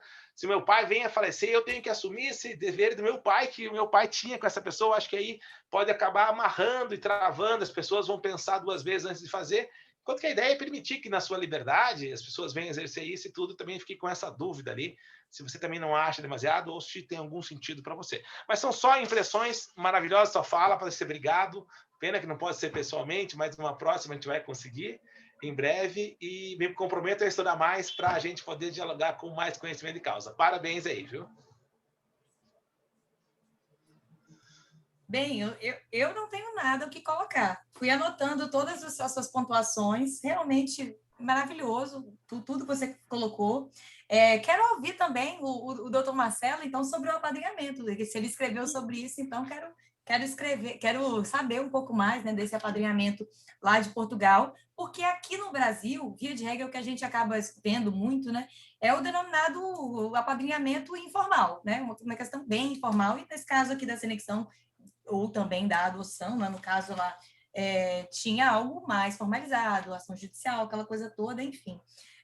Deixa eu ver o que mais colocou aqui. Colocou tanta coisa, eu anotei tanta coisa, já até me perdi. Agradeço muito também, obviamente, pelas colocações perfeitas. Essa questão do Coringa, né, de escolher como colocar, né, onde se posiciona, nesse contexto que eu mencionei, de cada família acabar escolhendo, seria, de fato, uma escolha informal, né, de cada um, porque eu acabei mencionando, até lá no artigo que está lá no IBDFAM, de uma titulação atípica, né, assim, de fato, seria, não haveria pai, mãe e tal, essa questão da senexão. Então, assim, realmente, o que eu tenho para dizer sobre tudo isso que o doutor Ricardo falou, que são questões realmente relevantíssimas, que não tem resposta ainda, né, de fato, está de fato tendo uma construção nesse sentido, mas o que eu tenho para dizer é que realmente, né, a gente, hoje em dia, prender com todas essas questões que o doutor Ricardo mencionou, faz muito sentido. Mas eu não sei, assim, até que ponto também deixar... não estipular algumas questões, como, por exemplo, assim, que o senhor mencionou por último, a questão da transmissão aos herdeiros, que a ideia seria permitir a autonomia, né, e tudo. Mas o próprio projeto de lei, ele acaba mencionando, né, que os demais membros da família, eles acabam tendo também, estendendo a eles, né, como se fossem os graus lá da questão de parentesco, porque o senectado seria parentesco de primeiro grau e os demais iria se estendendo ali a partir dele. Então, assim, não sei também como que seria isso, né, se poderia ter uma questão totalmente desvinculada, né, um ato só do senector, sem aquela família, enfim, questões que a gente só vai saber com o tempo o que vai, assim, de fato, sair, né, dessa questão toda. Deixa eu ver o que mais. Realmente, a questão da sucessão cheia de amarras, sempre acaba sendo o grande ponto, né, essa questão da sucessão, quando falava de qualquer questão, né, porque a gente acaba ligando muitas vezes esses institutos novos, e principalmente quando a gente está lidando com pessoas idosas, e a gente sabe que a pessoa idosa ela é muito vulnerável à violência patrimonial, muitas vezes, a gente acaba tendo um pensamento de não vincular questões patrimoniais. Só que na minha ótica, né, eu achei bem interessante essa questão da herança vacante, né, que, enfim, de acabar estabelecendo que, pelo menos, no caso de herança vacante, porque a gente acaba mencionando também sobre a questão dos idosos órfãos. Então, assim, né, no caso, eu já fiz algumas lives sobre esse tema, e as pessoas acabam sempre mencionando que, por exemplo, né, um caso prático, né, a pessoa que até, a Bárbara, lá do IBDFAM Sete Lagoas, ela que trouxe esse exemplo. Ela mencionou o seguinte, que ela conhece uma vizinha, uma senhora, que era vizinha, né, só que ela sempre viveu informalmente na família, né, vizinha, né, com aquela família, aquele grupo familiar ali. E ela acabou mencionando como que seria relevante esse contexto da senexão. E, inclusive, no caso dela, que não tem ninguém realmente, até mesmo para questões sucessórias nesse contexto aí vacante, porque vai para o Estado, né? Vamos combinar, porque não tem ninguém, nada. Então, realmente, eu achei bem interessante. Ela pode testar, né, Patrícia? Ela podia testar. Podia testar. Mas o negócio todo é assim, eu achei bacana essa questão, essa opção aí do legislador projetado sobre isso. Muito melhor, muitas vezes, né, assim, surge o grande dilema, né? Porque quando se falava de adoção, né, por outro lado, haveria sucessão absoluta, né, como filho, né, todas as regras, incidentes, etc. Só que aqui, nesse contexto, me parece que houve uma tentativa de suavizar esse dilema que se tem nesse contexto sucessório. E eu acho que talvez tenha sido uma vertente até interessante. Eu não vejo isso como algo negativo, enfim, sobre essa questão, não. No contexto do parentesco em si, uma série de passagens do projeto de lei tem uma menção assim, né? Que vai ser recebido voluntariamente como membro da família, na qualidade de parente socioafetivo. Então, assim, tem uma série de colocações sobre parentes, tem aqui, né, falando que o parentesco seria, né, de fato, recebido, né, que haveria essa vinculação os impedimentos legais de parente em linha reta de primeiro grau. Então, assim, tem algumas disposições que acabam mencionando a questão do parentesco. Eu realmente anotei aqui, realmente vou estudar um pouco mais para pensar, para ver o que seria, na minha ótica, o que é melhor, mas eu não tenho uma resposta. Eu gostei muito do seu ponto de vista sobre isso, se é melhor não ter parentesco, enfim, como é que fica essa questão. Gostei muito mesmo da sua colocação, agradeço demais, e também quero ouvir o doutor Marcelo falar sobre o apadrinhamento, sobre tudo, enfim, que eu vi que anotou um monte de coisa aí, a doutora Tatiana também, a doutora Daniele, a doutora Elisângela, Ciro e todos os outros. Boa tarde a todos. Eu sei que eu sou nova aqui, eu tenho muito que aprender com todos vocês, mas eu vou deixar meu ponto de vista, já que foi um assunto que várias pessoas tocou nesse tema, de não atingir efeitos sucessórios. E a minha visão, na minha ótica, é que o legislador, quando fez isso, seria para tentar segurar uma má-fé da pessoa acabar trazendo essa adoção, né? Vamos usar esse termo, sei que não foi bem esse termo, dessa pessoa mais velha, talvez, aquela pessoa mais velha está sozinha, mas tem patrimônio. Talvez para tentar, acho que assegurar o patrimônio dessa pessoa, para não acontecer essa má-fé na hora de trazer esses cuidados, que às vezes vai acabar crescendo o olho de muitas pessoas da sociedade para tentar fazer esse tipo de mecanismo como um contorno para agregar, acho que, os bens daquela pessoa. Claro que tem muitos que estão sozinhos, mas quantos que têm bens e acabaram deixando a família em outros locais, enfim, asilos, como não seria esse termo, mas enfim, eu entendi sobre essa ótica para o legislador. Ele fez isso, eu acho que nessa ótica de tentar evitar. Foi o meu ponto de vista. Ele acabou gerando uma confusão, mas eu acho que ele tentou evitar por conta disso. Fazer esse mecanismo apenas pelo lado afetivo. Para a pessoa não fazer isso com outro intuito. Seria só pelo lado afetivo. Foi o meu entendimento. Seria isso. Eu concordo com você, doutora Daniele. Eu acho também que foi uma tentativa de viabilizar esse instituto, porque do jeito que estava, enfim, a gente sabe que filiação acarreta efeitos sucessórios plenos, né, da forma que acarreta, não passaria. Então, eu imagino que realmente seja esse projeto, na verdade, ele tem uma série de buracos preenchidos dos grandes dilemas que se tinha, né, quando a gente falava da adoção. E esse foi um deles, né, foi uma decisão, uma opção legislativa para que, né, enfim, ocorresse essa conexão dessa forma. Mas concordo com você, doutora Daniele. Obrigada, viu?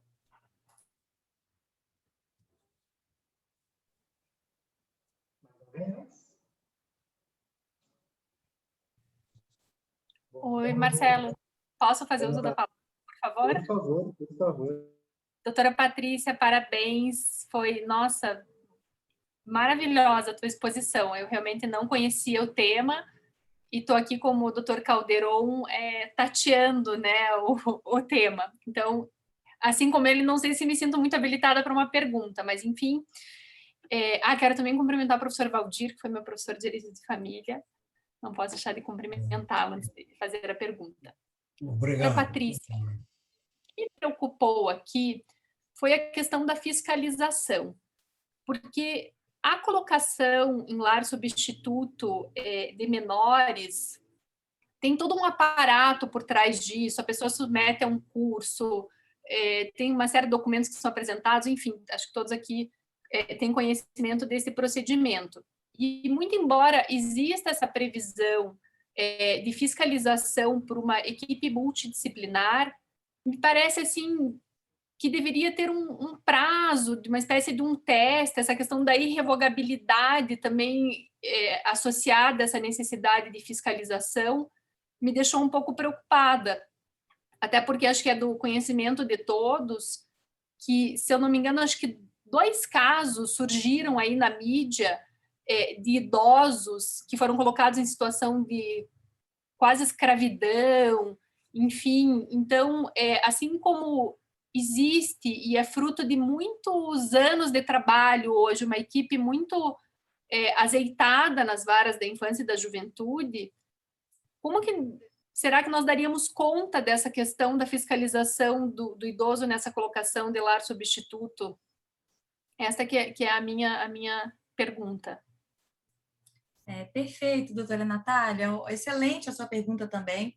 Bem, no tocante da fiscalização, como a Senexão ela é um instituto que a gente mencionou, né, que seria uma medida de proteção prevista lá no artigo 45 do Estatuto do Idoso, por ser uma medida protetiva que acabará incidindo no caso de pessoas idosas em situação de risco social, eu acredito que é fundamental, primeiro ponto, a própria atuação do Ministério Público nesse caso. De acordo até lá no Estatuto do Idoso, tem a atuação do Ministério Público, porque não é uma pessoa idosa em qualquer condição, é uma pessoa idosa numa condição de risco social, porque ela, de fato, teve os seus direitos violados de uma forma talvez muito grave, seja pela família, pelo Estado ou por qualquer outra condição.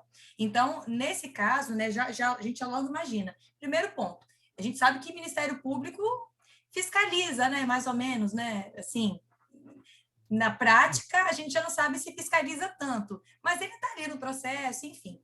Mas eu acredito que nesse contexto, né, vai ter o acompanhamento multidisciplinar, conforme tem até disposição no projeto de lei, mas eu acredito que seja, talvez, bem relevante, em alguns casos, né, o próprio juiz acabar estabelecendo um estágio de convivência, da mesma forma que a gente tem lá no caso de adoção, não tem? E se a gente está utilizando alguns instrumentos aqui de forma emprestada, muitas vezes, né, lá dos projetos de lei, tanto da adoção, enfim, embora, conforme o doutor Valdir, doutor Ricardo mencionaram que a gente tem que, de fato, desvincular uma coisa da outra, que a gente realmente tem, mas por que não, muitas vezes, utilizar um estágio de convivência, ver se vai ser bacana, até que fixe essa senexão, né, enfim, por ato irrevogável e tudo mais, né, porque vai ter um registro em livro próprio. Então, acho que nesse caso, tudo bem, tem o Ministério Público, tem também o acompanhamento multidisciplinar e talvez seja bem relevante ter também um estágio de convivência para ver se, de fato, aquelas pessoas, elas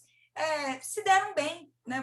Assim, vamos dizer assim, porque muito mais, muitas vezes, do que uma criança, né? Enfim, ser inserida, tudo bem que a criança não é incapaz, mas muitas vezes um prazo para aquelas duas pessoas que muitas vezes podem ser capazes, elas analisarem para ver se aquilo ali deu certo, muitas vezes, eu acho bacana. Eu acho que, né, assim, já que a finalidade essencial da senexão seria agregar pertencimento e dignidade, por que não o juiz acabar também atribuindo esse tempo, né, esse tempo aí para eles analisarem se funciona ou não funciona? Então, é algo para a gente ficar se questionando.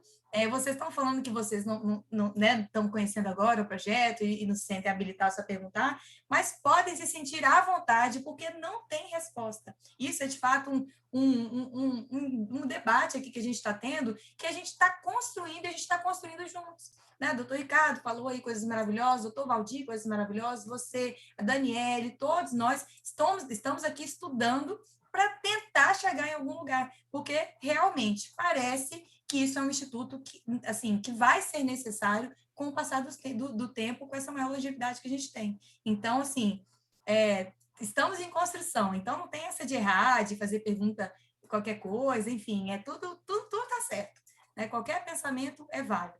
Então, obrigada, doutora Natália, acho que, não sei se eu respondi, mas acho que mais ou menos por aí. Mas me fale a sua opinião também. Obrigada, muito obrigada.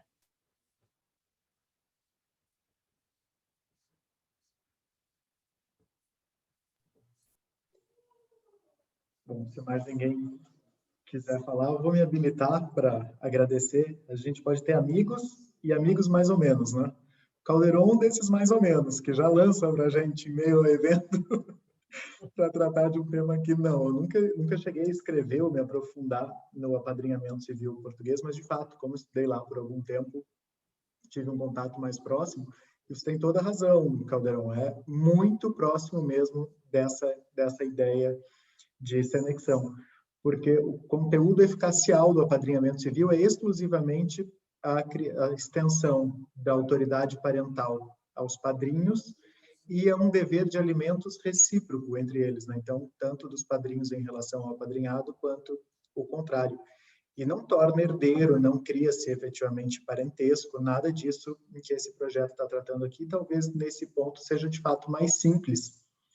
Ele, inclusive, tem algumas questões interessantes a serem consideradas lá, que talvez pudessem ser também incorporadas aqui no projeto da Senexão, é que mesmo a obrigação alimentar que existe, ela é subsidiária.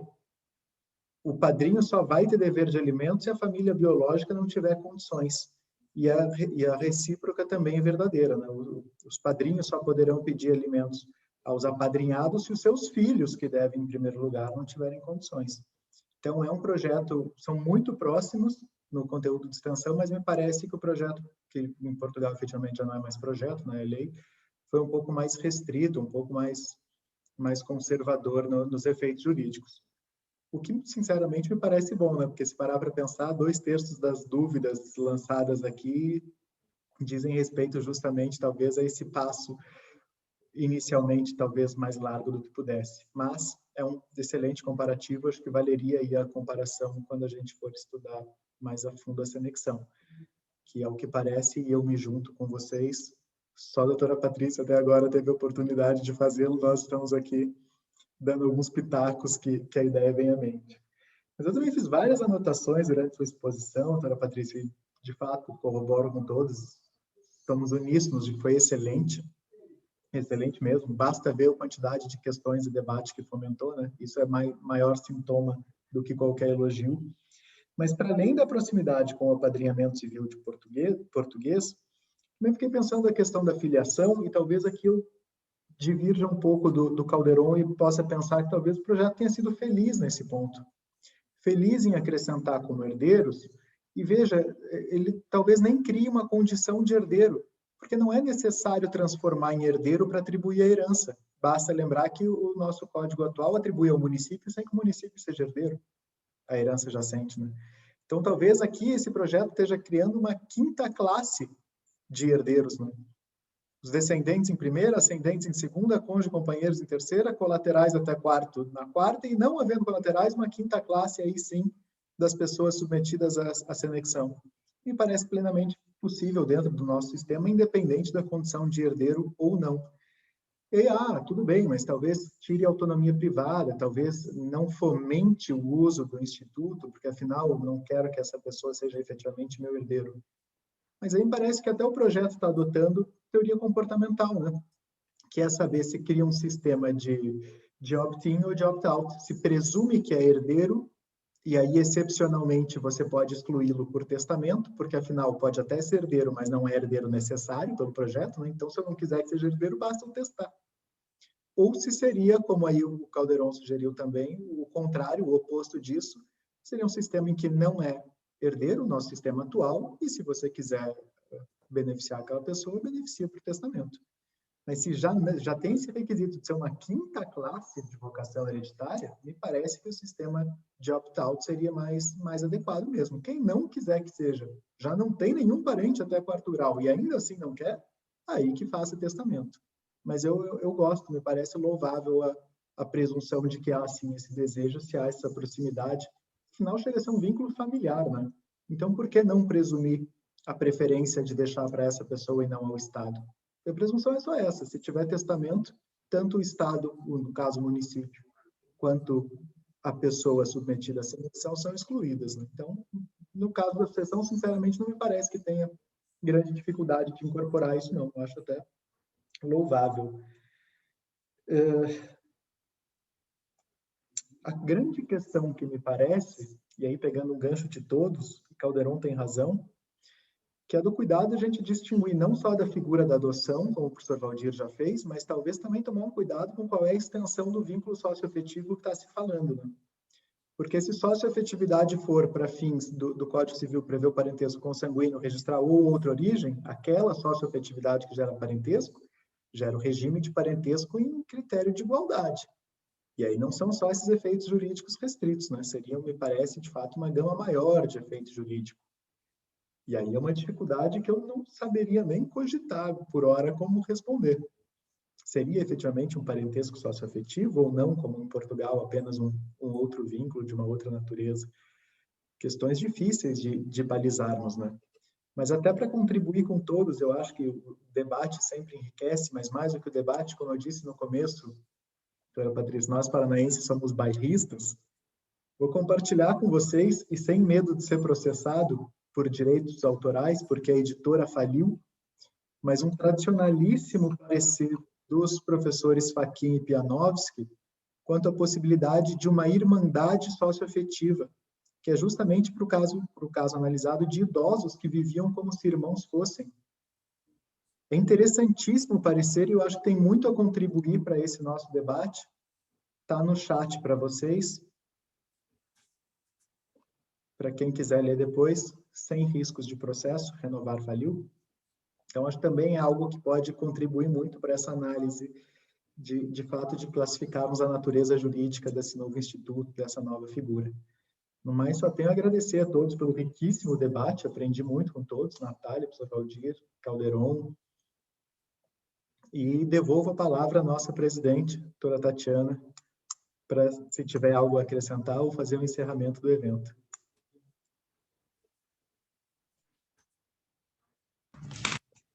Quero agradecer, doutora Patrícia, é uma alegria muito grande de tê-la aqui falando conosco, era um tema que eu tinha muita curiosidade também, já estava estudando há algum tempo, então muitas dúvidas surgiram, né? Então foi uma oportunidade incrível de ouvi-la falar com tanta tranquilidade, né? E trazendo a sua impressão a respeito desse projeto, um projeto tão importante.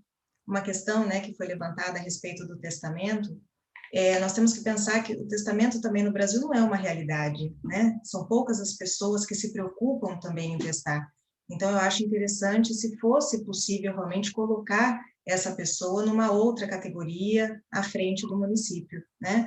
E nós podemos ter também uma pessoa que já não tenha mais capacidade para testar. Ela não teria como dispor dos seus bens para aquela pessoa que está cuidando dela. Então, eu acho que seria realmente muito interessante que viesse, né, antes do município nessas situações. Tudo bem que normalmente essas pessoas não vão ter bens, né? É muito comum essa hipótese de abandono quando a pessoa não tem nenhum familiar, porque normalmente quando o patrimônio é significativo, não é tão comum o abandono assim, né? Então, nem que seja ainda por questões patrimoniais ligadas. Mas eu vejo como algo muito importante nesse projeto. E só uma curiosidade em relação a esses dois casos, né? O primeiro caso que eu fiquei sabendo realmente foi o da Cotinha, e na época, quando se falou de adoção, eu pensei, mas não é possível a adoção, deve ser ali uma curatela, né? E eu gostaria de saber como que foi o desfecho desses dois casos, como foi a decisão ali aplicada, se foi o Instituto da Adoção, se foi uma curatela, porque eu não tive acesso, né, aos autos e à decisão nessas duas hipóteses específicas. Doutora Tatiana, perfeita a sua colocação, inclusive nesse contexto do abandono, né, que via de regra o abandono ele acaba existindo quando inexiste patrimônio. Ele é o verso, né, muitas vezes, ou o anverso, enfim, da alienação parental, como a doutora Elisângela Sócio Ribeiro, que está com a gente, também escreve muito sobre isso. Que, via de regra, a alienação ocorre quando tem patrimônio e o abandono quando não tem. Mas de todo modo, o desfecho desses casos, bem, estamos no Brasil e num Brasil, né, na verdade, bem tradicional nesse contexto em muitos casos, né? E no caso da Cotinha, que foi um caso judicializado no interior de São Paulo, lá se postulou pelo reconhecimento da socioafetividade. Não foi adoção, não. Mas a ação foi julgada improcedente e, enfim, não tem resposta ainda do desfecho do que vai acontecer. Já o caso da Dona Maria e da Verônica, não houve a judicialização, eu me propus para ser advogada delas, mas acaba que, por questões outras, né, acabaram, enfim, não judicializando essa questão de um modo mais amplo, assim, e, enfim, esse é o resultado que nós temos no Brasil. Numa oportunidade, né, eu estava numa palestra, quando a gente ainda fazia coisas presenciais, né, imagina, em 2019, estava numa palestra falando sobre a adoção de idosos e tinha um juiz que estava, inclusive, na mesa comigo, né, na mesa, enfim. E ele acabou falando assim, nossa, com certeza eu deferiria essa adoção. Ele acabou falando isso. Só que eu tenho certeza que ele seria uma exceção, né? Porque na nossa realidade isso ainda é muito incipiente, né? Olha o nível de questão que acaba surgindo, e somos aqui estudiosos do Direito das Famílias. né, enfim, respostas que não estão prontas. Então, na hora que chega na mão de um juiz, muitas vezes, né, uma questão dessa, que tem a sua complexidade, sim, tem, não tem lei, né, explicitamente ainda considerada atualmente. Então, assim, para esse juiz ele acabar tendo uma vanguarda desse nível, é difícil achar, é bem difícil. Então, assim, fica até uma certa, enfim, uma certa angústia até, relativamente, uma angústia, né, enfim, de como demora, de fato, para o judiciário acabar aceitando essas novas demandas sociais. E aí eu acabo até trazendo, né, porque a gente vê no IBDFAN todas essas questões que o IBDFAN está aí há 20 anos levantando, agora a gente tem uma realidade. O doutor Ricardo fala de afeto, hoje é uma realidade, mas há 20 anos a gente sabe que não era. Então, como que, de fato, demora para o direito, para o judiciário e para todas as estruturas, né, associadas ao direito se adaptarem a esses novos anseios. Então, assim, né, esse é o desfecho que não tem desfecho. Mas a questão está aí, né, para ser colocada para essas novas questões que estão para surgir aí.